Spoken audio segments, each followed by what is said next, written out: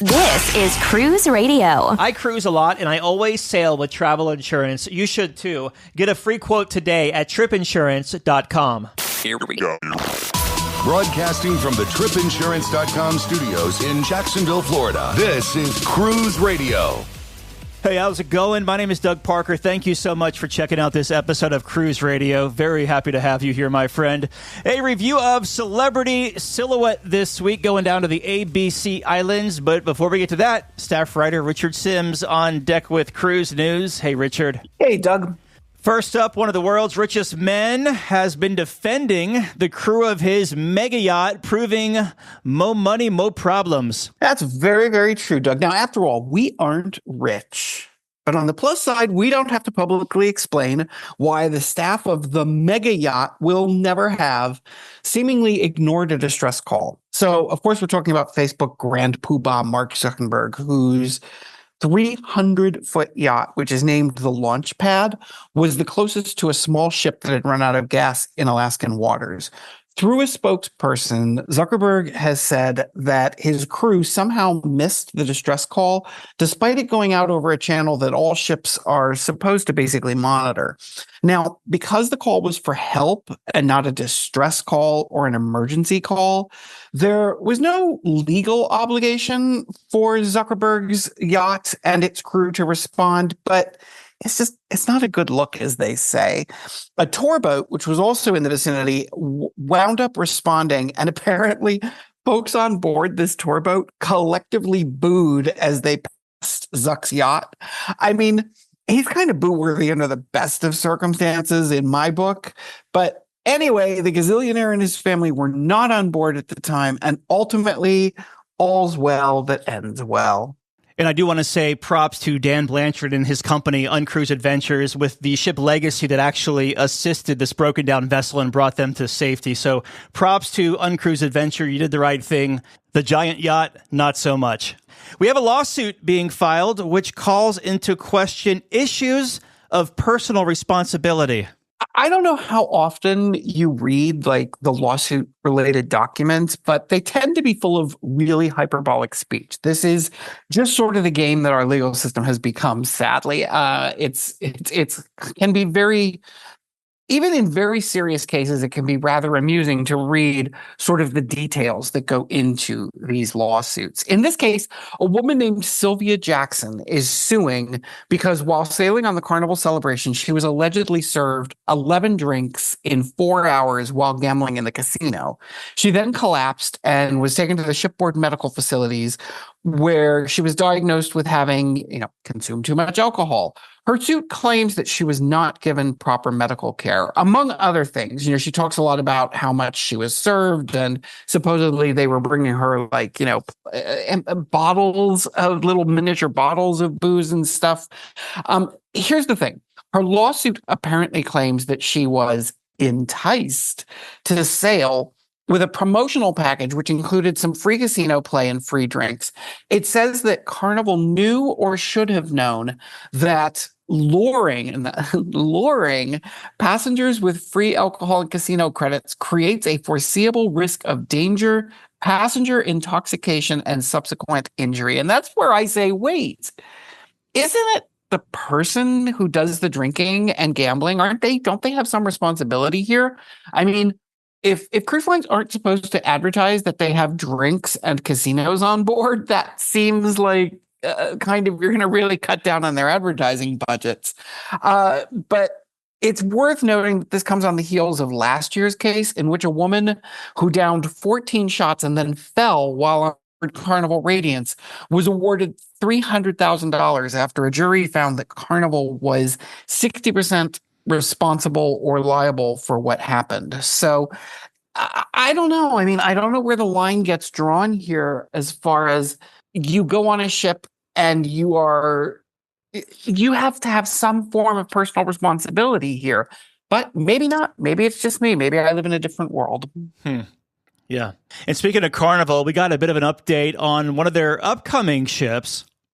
Yeah, we're talking about the Carnival Festival, which is set to debut in Port Canaveral in May of 2027, where it'll be doing 6 and 8 night Caribbean and Bahamas sailings. This week, the folks at the Meyer Werft shipyard installed the propulsion pods. That may not seem terribly exciting, but that's how they maneuver and propel the ship. So without them, now this is not the same thing as putting on the propellers. Those come much later in the process. This is just the pods themselves. I read that once the ship is completed, it'll be capable of reaching speeds of about 21.5 knots. Doug, I am not nearly the seafarer that you are. Do you have any idea how fast 21.5 knots is in miles per hour? I don't. 21.5 knots to miles per hour, as we type it into Google, is 24.7 miles per hour. All right, it's not quite the exciting thing that I hoped. I hoped it would be sort of like, when you say something is 1 million milliliters, and then that turned out to be like half a gallon. Next up, looks like duck lovers have been dealt another blow. Poor duck lovers. Apparently, Morello Cruises is the latest ship to say, you can hide ducks if you want, but not on our ships.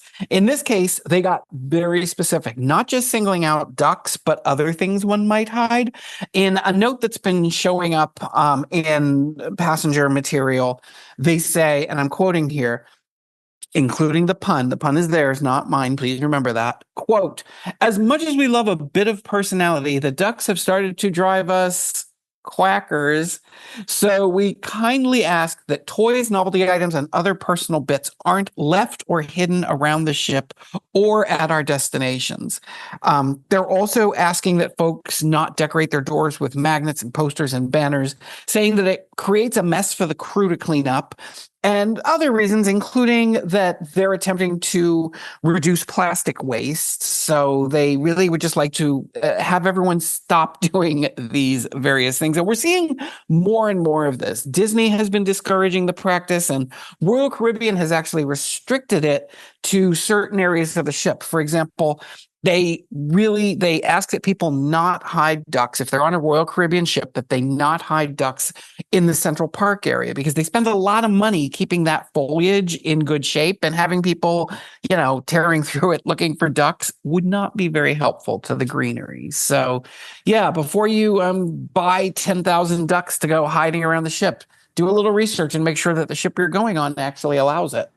And if you're a bargain hunter hoping for a last-minute deal on NCL, you may want to think again. No, that sounds like a negative thing, but it might not be quite as bad as it sounds. So during an earnings call, Norwegian Cruise Line Holdings executives, and that's the people who are in charge of Norwegian Cruise Line and its sister brands, they basically said that in the past, prices on far out sailings were kept purposefully high, which meant people would wait until much closer to the sail date in hopes of getting better deals. Now, what they're planning to do is sort of balance that out. And they want to feature more competitive pricing further out, hoping to get people to book sooner, which will, of course, help them keep, the capacity high without waiting until the last minute and having to drop prices in order to fill staterooms. And it also works on other levels as well. The booking curve changes, but those booking earlier wind up putting deposits into Norwegian's accounts to gain interest. So, of course, that's a win for them. There's also the fact that it's been proven that the further out you book a cruise, the more you're likely to spend on extras as the trips gets closer. So, because you spent that money so long ago, you end up having what they call empty wallet syndrome. You'll hear them refer to this sometimes on their earnings calls, especially when they're getting ready to talk about onboard spend. And what it basically means is, if you spent $600 at the grocery store yesterday, and then you went back to the grocery store today, you probably have it in your mind that you spent $600. So you're like, okay, I'm just going to buy a loaf of bread today. But if you spent $600 3 months ago at the grocery store, you're totally going to forget that. And you're going to go and you're going to, load up on everything you want and get all that candy and spend all that money. The same basic thing here, because you booked this cruise so long ago, and because final payment dates are constantly moving. We just saw Princess Cruise Line move theirs. The whole goal is to get you as far away as possible.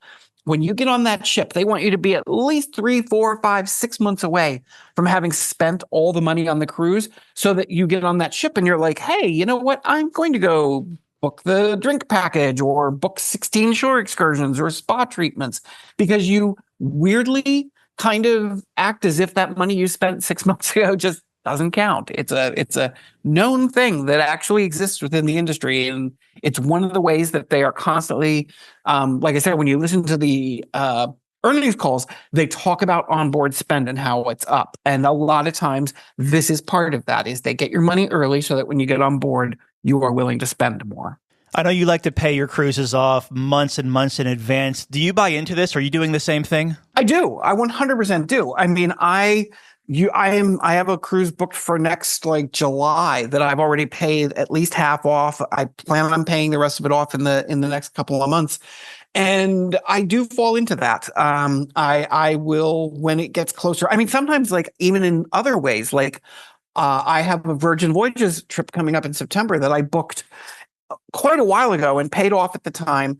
And all of a sudden I'm sitting here thinking, I could go ahead and bid for an upgrade on one of those really fancy suites, which I shouldn't do, but it's been so long since I spent money on this trip, it feels like I have money to spend. Fair enough. And finally here, Royal Caribbean has launched a new program that is aimed specifically at people who book those guarantee rooms. Okay, so first let's explain what a guarantee room is for, people who may not know. This is when you pay a presumably lower price for a stateroom that is guaranteed to be in a certain category or above. So if you book a guaranteed inside, you are guaranteed to get, as it says, you're guaranteed to get a room in that category or higher, but you have no control over what room or where it will be. So a lot of times you book a guarantee and you wind up in a room that is less desirable. Maybe it's under a disco, maybe it's above the theater, something like that.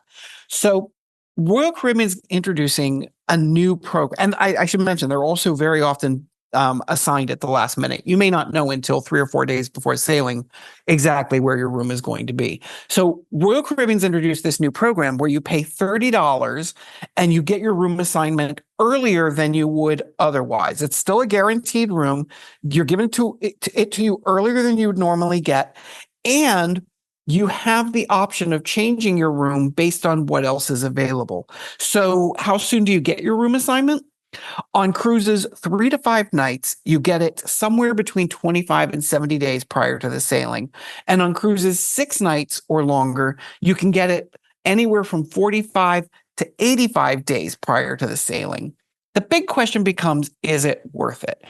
I guarantee you that's going to be discussed and debated in every Royal Caribbean Face group starting now, because it just rolled out this week. They talked about it months ago, but it just started this week.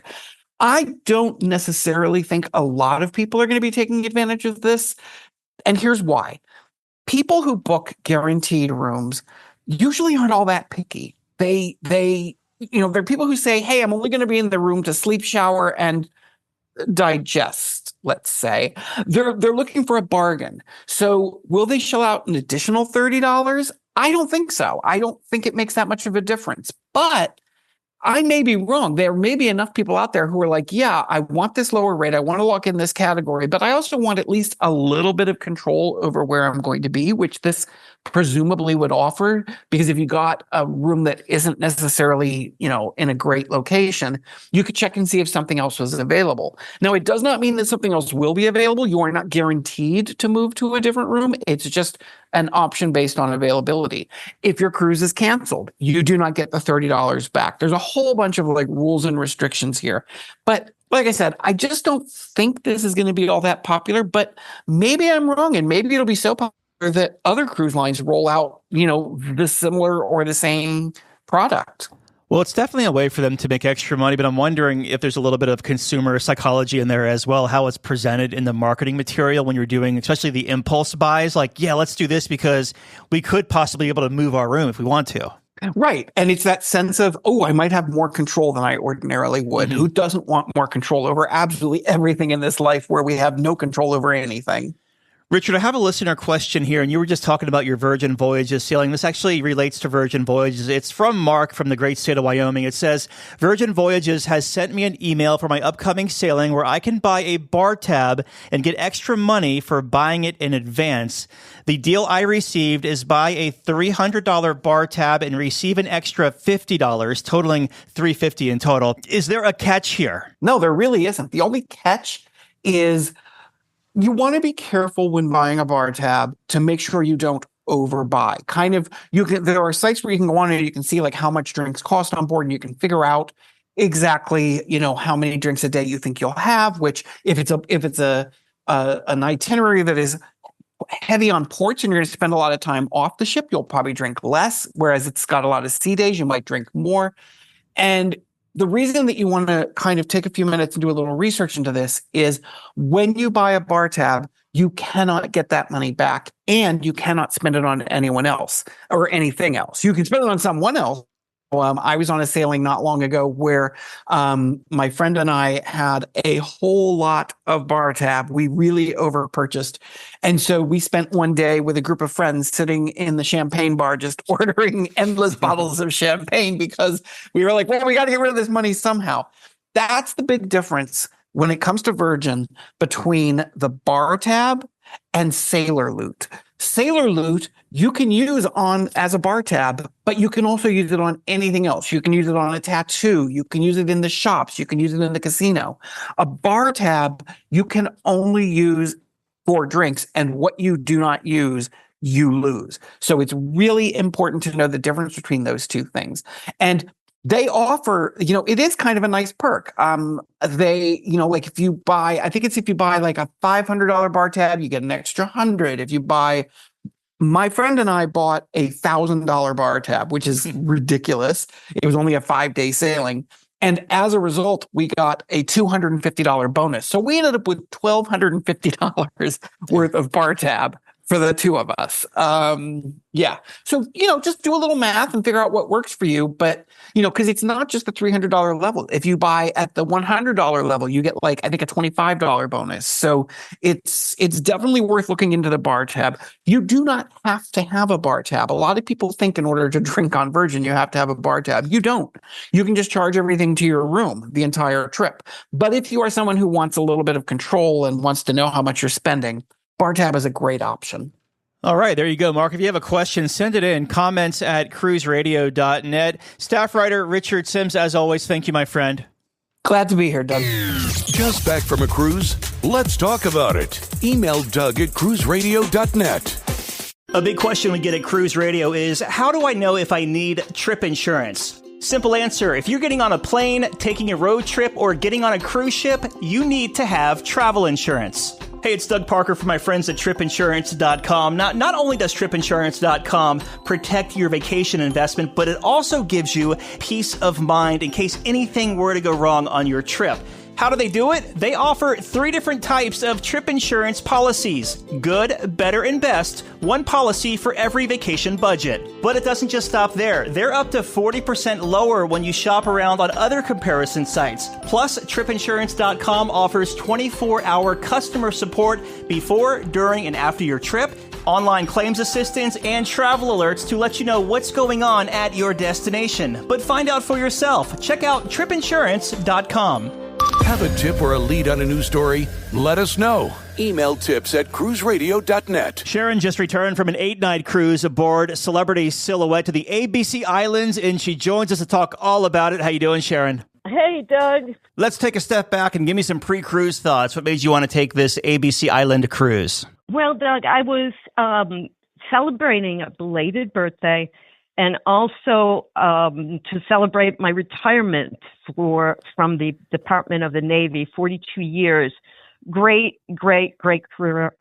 I loved it. It was great, but now it's time for me. So I've never been to all 3 of the islands on one trip. So I felt this was a great opportunity to do so. Now, you're out in the Long Island area? Yes, I am. Were you impacted by any of those crazy storms? Well, usually I do I'm bad with this. I'll take the first flight out of New York because I know that it's not going to be delayed. But this time, the winter storm was coming. And I know a lot of people had problems getting back and forth from the airport.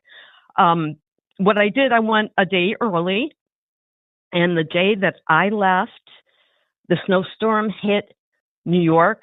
So I was very fortunate. I got out with no problems whatsoever. So you land in Fort Lauderdale, you make your way to the cruise port. Any construction or delays getting into the port? I know it can clog up certain times of the year because of construction. From what I understand, it is still happening. I had a great Uber driver. He just sort of buzzed me around. I actually did leave earlier. I had a 12:30 check-in, but I was in an Uber like 10:30. Mm-hmm. No, like around a little earlier, because I wanted to make sure I wasn't sitting in that traffic, because I like to get on a ship as soon as I can. So yeah, that's why I kept that in mind. Arriving at the cruise terminal, how long did it take you from the curb to the ship? It was super easy. Like I said, I got there early, and they really weren't checking as far as when your check-in time was. So I was able to get from my Uber to on the ship in about 30 minutes, which was amazing. But it was great. It wasn't a problem, especially if you do all your paperwork beforehand. You go on the website or, anything that the app, and just do all this stuff, your passport, etc., and you're good to go. The ship is around 15 years old, give or take. What were your first impressions walking on board? Well, this particular ship out of the Solstice class, I've been on multiple times, the Equinox, the Reflection, but this ship went to a dry dock refurbishment right before COVID. So it was the one that actually got updated. So when you walked in, everything was refreshed. I mean, the carpeting, the furniture, etc. And if you've been on one of these ships, you'll see in the atrium, there's this huge tree that goes from the rooftop there down into the atrium. Really, really cool. And celebrities famous for all their different artwork. And there's some crazy stuff. They had like a little table that was shaped like a pig. It was adorable. So yeah, they have a lot of cool stuff. And really pretty space coming into the atrium. What kind of stateroom did you book for this 8-night cruise, and how did it stack up for you? I had a solo inside, and I always picked the same stateroom on this class because it's for deck 11.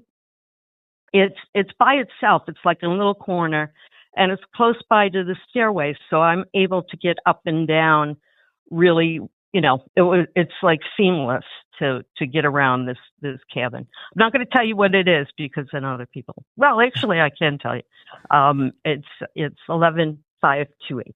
Any noise issues above or below you at that location? This is the perfect location. Nobody's around you. Like I said, you're like in a little corner, and it's no sound. Not even elevator. If you're close to the elevator, you don't hear it. So it's I recommend. It's cool place to be. Are the solo staterooms constructed smaller than other staterooms? For instance, like NCL's solo studio cabins are only 100 square feet. Are these typical stateroom sizes?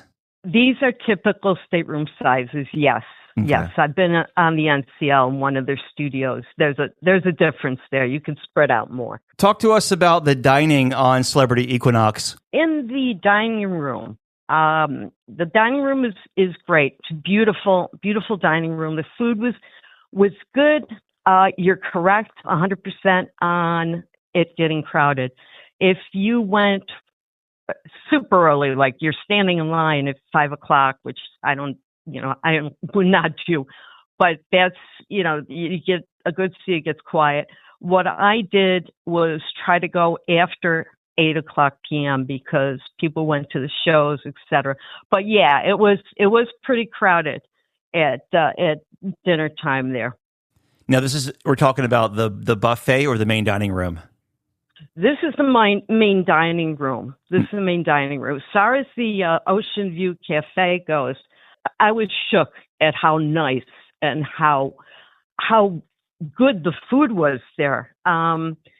It had, once you get on, I like I said, I got on early. You look at the buffet, all the food looks great. I mean, everything's freshly made. I had a Caesar salad that was made in a hollowed out Parmesan wheel. And Nice. where do you see something like that? Right. Really, really good. Really, really good. I had their Indian food, it's really on any ship I had that, and it's nice and spicy, which I love. So that was great.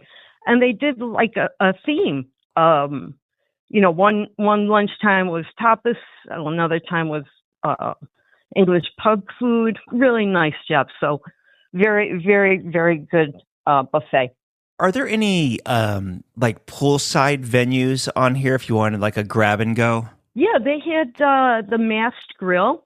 So if you wanted a burger and fries, I had all the vegetarian stuff. So they do a nice vegetarian burger. They actually have an ice cream machine out there. So yeah, if you're out at the pool all day, just want a snack of some sort, you would go there. And also the Spa Cafe, which is outside the pool area. But if you're going for healthier things, that's where you're going to get your smoothies, your blend, what are they, puree, like the healthy drinks, the healthy juices. That's where you would find those. Did you do any specialty restaurants on the sailing? Yes, I did. Since I was celebrating, I went to Murano the first night, and that's the French restaurant, and it's a really beautiful place. If you're going to have a special date night or something to dress up for, that is the restaurant you go to. So they have a French menu, and the food I ordered was really, very good. Not too crazy. They made a lobster dish for me, and it was like dinner in a show because they do it in front of you. They put the cognac in it, and they fire it up, and it was delicious, absolutely delicious. So I would definitely go there again. After Murano, did you do any other venues?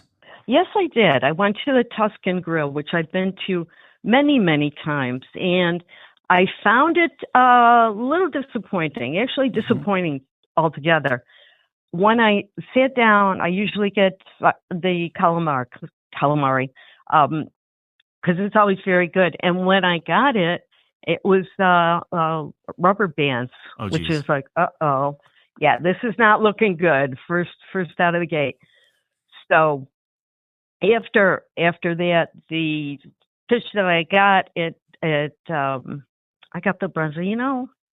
Didn't really have a lot of flavor to it. So I asked for one of the sauces that they serve on the steak. So that actually made things better. So just to give it a fair take on it, I went another night. So at this point, I did have the crab cake. That was excellent. I did have the pasta. The gnocchi was excellent. But then I got a tuna that I ordered. It was all dried out, overcooked. So I know in the future they're going to be updating to the, I believe, fine cut steakhouse like they have on the Edge class. So I think Tuscan Grille kind of like they're not on their A game anymore. Yeah, but still, if someone's paying all that money or using one of their dining credits for it, at least attempt to be on your A game. Yeah, no, I concur completely. And the staff, like the server, he was amazing. He was going to do anything for me, but at the same time, it didn't live up to what I expected or what I've done, what I've had before in the past. So yeah, gotcha. Any other specialties? That was the two that I went with. Okay. Well, let's talk about the entertainment. Now, I know that you said before we started recording you didn't do a lot of shows on this 8-night cruise, but what kind of entertainment was offered? Oh, there was a lot of things. We had 3 sea days ahead before and 3 sea days after. So they were doing a lot of different things at the pool. There was a lot of volleyball in the pool, etc. They had the game shows in the atrium. In the evening, my favorite place to hang out is the atrium bar, which is really quiet. They always have music there. Very, very nice place to hang out. They had the usual types of like the trivia and the bingo and those types of things. I didn't really do a lot of that stuff, but it was very entertaining, the shows, etc. For this cruise, I was actually vlogging for my channel, and my theme for this cruise was to go to each of the bars and lounges and try one of their cocktails and then just rate it afterwards. So that was a ton of fun. It was great. The guys and the women would just like do a little show mixing up the cocktails. So the first place I started was at the Sunset Bar, and that's a great place for sail away.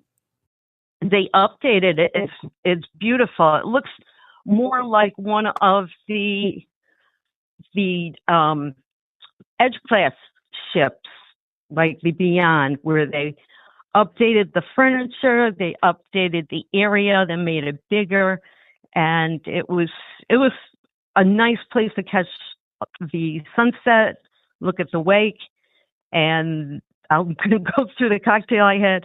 It was called a caliente margarita, so it was your typical margarita, only they used ghost pepper tequila. So if you're a chili head, you're going to love that. So that was a lot of fun. Wow. Okay. The ghost pepper margarita. So it sounds like it might have a little kick to it.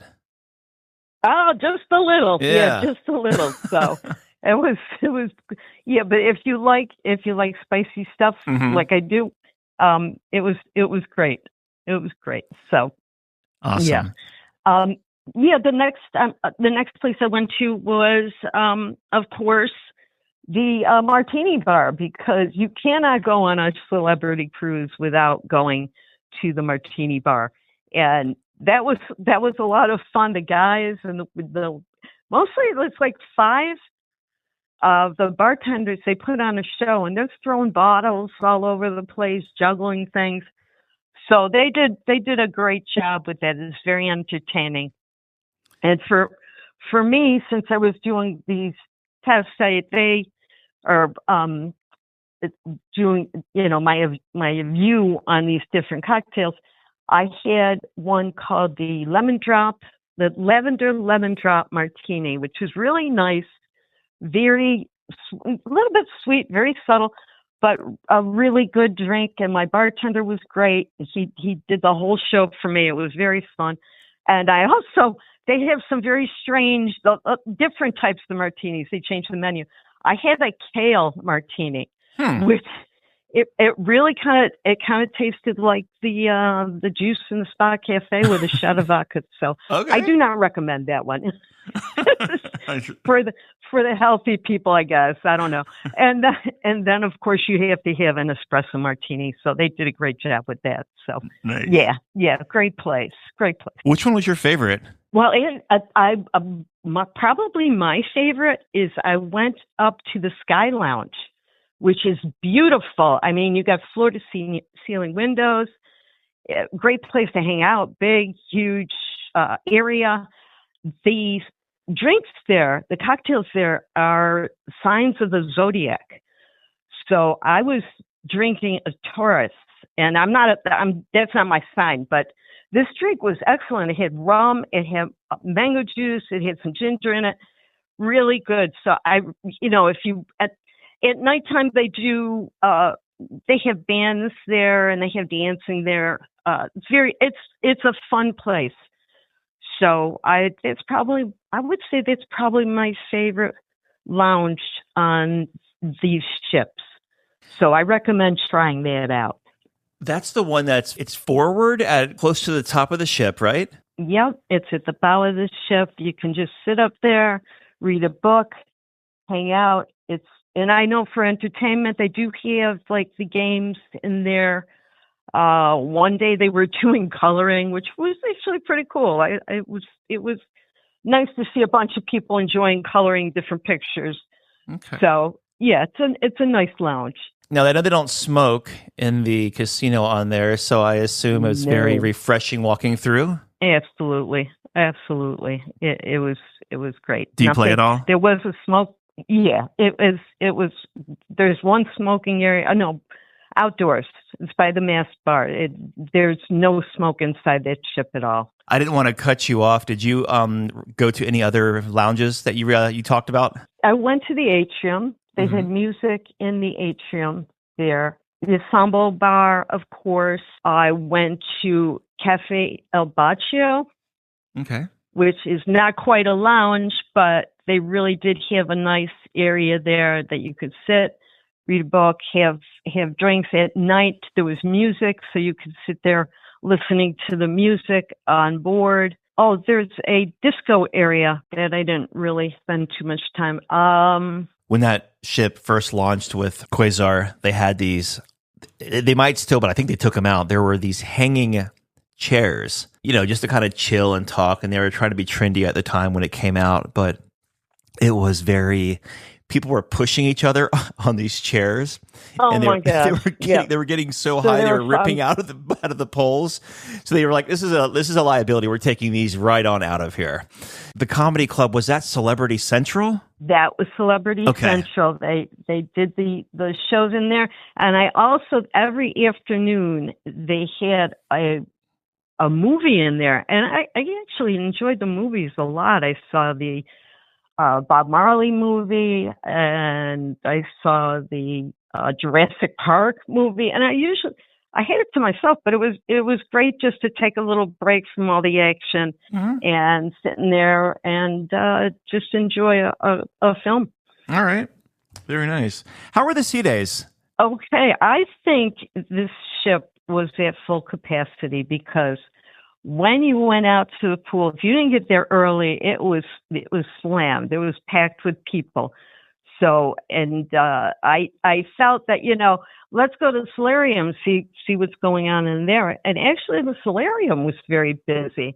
I maybe saw about 10 children on the whole cruise. So this was not, Celebrity is not big on the, a lot of the climbing walls and flow riders and all those types of things. So you didn't really see a lot of kids, but you certainly saw a lot of people enjoying being outdoors with the beautiful weather that we had. Did it ever feel too cramped or crowded, like when you were on a sea day going to either the Oceanview Cafe or trying to grab a table for lunch? Yes, definitely. The cafe, the buffet area was pretty busy. Even the Spa Cafe, which I love to go to while I'm on the ship, that was like you're fighting for a table. So yeah, that's how I knew it was at full capacity, because you saw a lot of people moving around. So you leave Port Everglades, steaming down to the Southern Caribbean, the ABC Islands. Which one was up first? We started off in Aruba. So I've been to Aruba before, but this time what I did, I just went beach. I went to the beaches. So my favorite beach on Aruba was Eagle Beach, which is on the west coast. The sand there, I tell you, it was like powder and a bright white, and that with the turquoise of the Caribbean, it was just gorgeous. So went there, did some snorkeling there. Good fish. Was a nice. Was like in a cove area, Eagle Beach. So it was really nice. I enjoyed it a lot, having a good beach day there. That reminds me, there's a casino over there right next to Eagle Beach. And my friends, we were on the beach one day. My friend's husband said that he was going to find a soda or something, and she's like, "Where the hell is he?" And so she walked into the casino, and he's playing blackjack, and he was like, "Oh, there 15 you go. hands in." Yeah, she's like, "We're just busted." Yeah, it's so funny. Getting to Eagle Beach, do you do that on your own or through an organized, like excursion lined up through the ship? This was an excursion. I wanted to start doing the excursion through the ship since I was going solo, so I decided to go that way. Okay. With this. Now, was Bonaire up next? Bonaire was up next, and that was really the island that I wanted to go to. So what I did do a tour, a private tour with a schooner, a old-fashioned schooner boat, and we went around the island. And the captain, he was really good because he talked about what, as far as the reefs there, they take their reefs very seriously. So if you do anything in a boat that's going to disturb, you get these huge fines for doing that. So it was great to hear about. And when we got to the site, just getting in the water, it's crystal clear. Reefs are beautiful. I saw tons of fish. I mean, you saw parrotfish were all over the place. Sergeant major fish. I didn't see any turtles, but I did see this huge stingray just flying around in the water. And it wasn't one of the ones you see in Grand Cayman where they come up and they're all friendly. This one was a little. You got a little cautious there. So I just looked. Yeah, I didn't want to, take photos or anything like that. I kind of kept my distance. But yeah, right. It was everything I expected it to be. That sounds like an awesome day there. Then what, you just like go back to the dock, wrap it up, and did you have a late night departure in Bonaire? I know some ships do. Yeah, that was a late night. Mm-hmm. No, I actually believe it was Aruba that had the late night. Okay. No, Bonaire had, and what they did on the boat, once you got back on from snorkeling, they made like a lunch for you, and you had unlimited drinks. So it was a good trip altogether. I believe it was called La Bella. Okay. Was the ship. So they're great. They were great. So. And then to round out the ABC, you did Curaçao. How was your day there? It was great. I again took a tour. And I just basically went around town, Williamstead. We started there.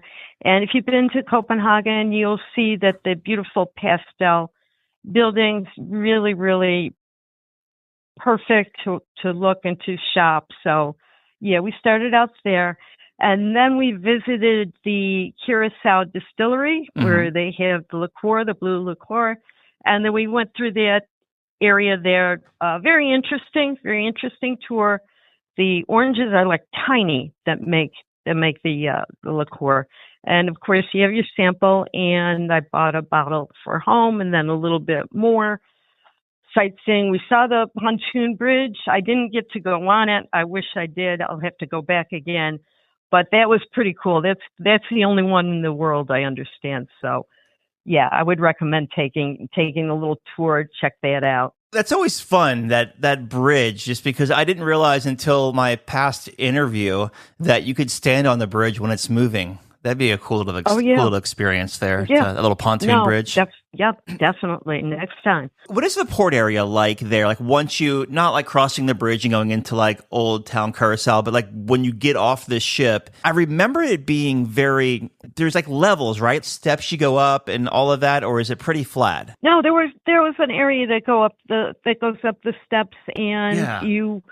Then you go to like their main street where you have a lot of different things. But I do remember that for the most part it wasn't a long walk off the ship to get to where I won't say the action was. It wasn't very long. It wasn't like Cozumel where you're walking all the way down that long pier to finally get. Yeah. So it was a good pier to get out and start getting around and doing things. You mentioned you went to Aruba before. Bonaire was your first time. Have you been to Curaçao before? No, that was my first time at Curaçao too. So I really enjoyed seeing what it looked like. A lot of people have tons of things to say about it because it was the most populated, the most, say, modern of the three. So it was very nice to see it finally. And Bonaire, definitely, 100% go back. Mm-hmm. I would go back there at any time. Beautiful island, beautiful. So you leave Curaçao and you're steaming back toward Port Everglades. What do you have, 2 sea days there?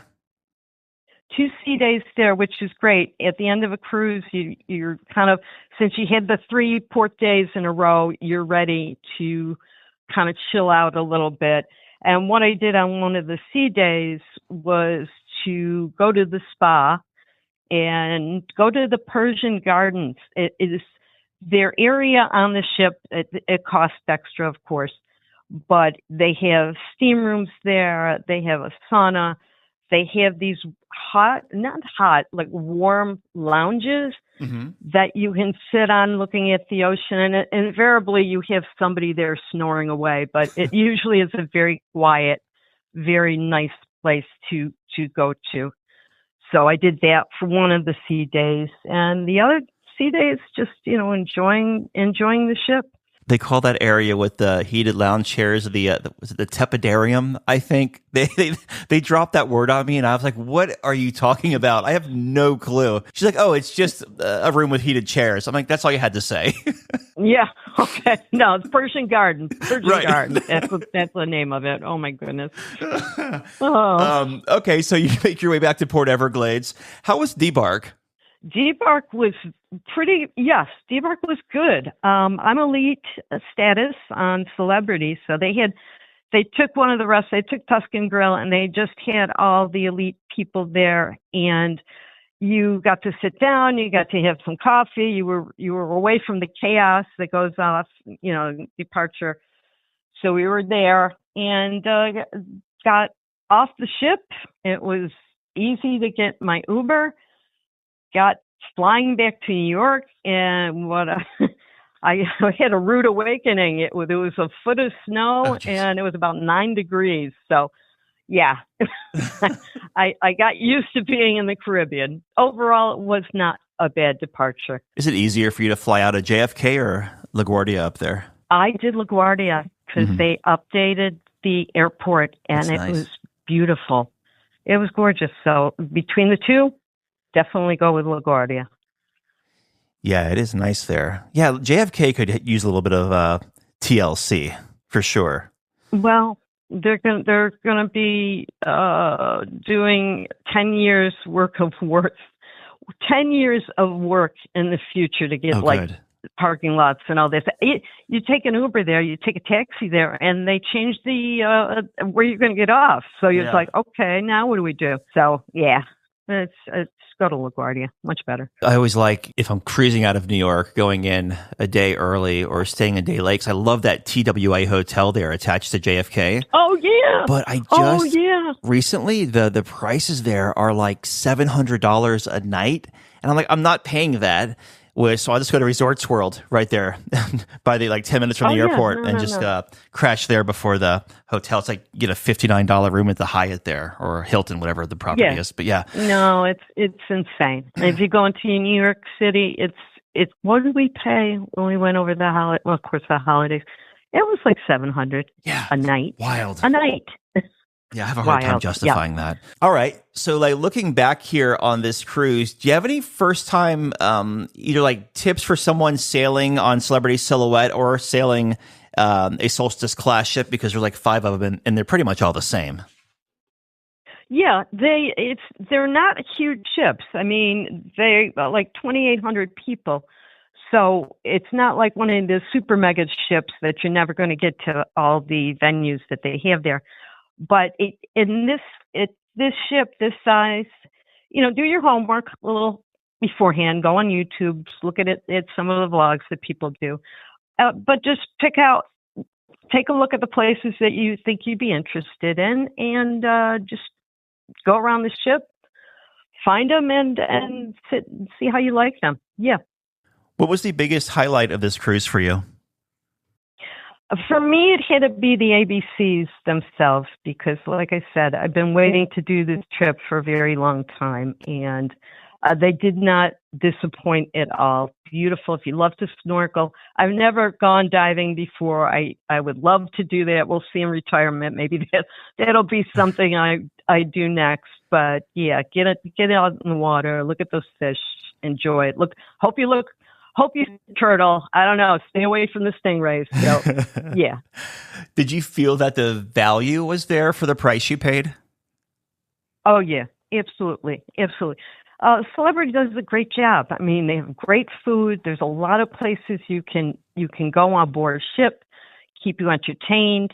They go to good ports. That's just a really nice package altogether. I mean, you're not going to have all the bells and whistles that you'll have like at a Royal Caribbean, but Celebrity is really a great ship, great cruise line to sail with. With you being elite status in their captain's club there, that means you can status match with at MGM properties, I believe, right? Yes, I can be diamond on I have not gone on one Royal Caribbean yet because honestly, I don't like walking into a mall. Mm-hmm. I don't like that. I'd like to see the ocean. I've been on the ocean for all these years. I love being at sea. So I want to see the water, not a merry-go-round and that type of thing. So yeah, that's how I feel about it. Before we close out the interview here, Sharon, you were mentioning that you were vlogging all the different bars and lounges for your YouTube channel. Where can we find that? You can find my channel at Sharon G at Sea, and I will have some. Once I get through all the editing, I'll put up some more videos about this cruise, and I also have others that I'll finally have the time to go through. So you'll see more content there in the future. Well, in closing, Sharon, your final thoughts of Celebrity Silhouette. It's a beautiful ship. It's classy with a relaxed vibe, and they have great cocktails. So all over the ship, check things out. Go to the lounges, go to the bars, see what you like, where you want to hang out, and I would totally recommend this ship to anyone who likes a classy, chill vacation, and especially if you're going to celebrate a special milestone in your life, like I did. Yeah, happy belated birthday and happy retirement. And good for you. Getting out there, cruising more, doing a little vlogging. You've been talking about starting that dang vlog for the past 7 years. So I'm glad you finally did that. I really have about 7 cruises of content. So you'll see Sharon. Okay, so some of them I'm going to take my face out of because I have my face. So we will walk away from that a little bit. But it's already up there. I've got one video there, but I'll have more in the future. So. All right. I've been talking with Sharon about her ABC cruise on Celebrity Silhouette. Always good talking to you, Sharon. Thanks so much for sharing your vacation with us. You're welcome. Always a pleasure, Doug. All right, Dougie, let's see what we got for you, buddy. Cruise Radio is produced at the tripinsurance.com studios in Jacksonville, Florida. Get cruise news, ship reviews, and money-saving tips every Thursday on Cruise Radio. If you've enjoyed this episode, please subscribe to the show. If you want to help spread the word, give Cruise Radio a 5-star review. Find Cruise Radio where you listen to your favorite podcast or online at cruiseradio.net. I'm your announcer,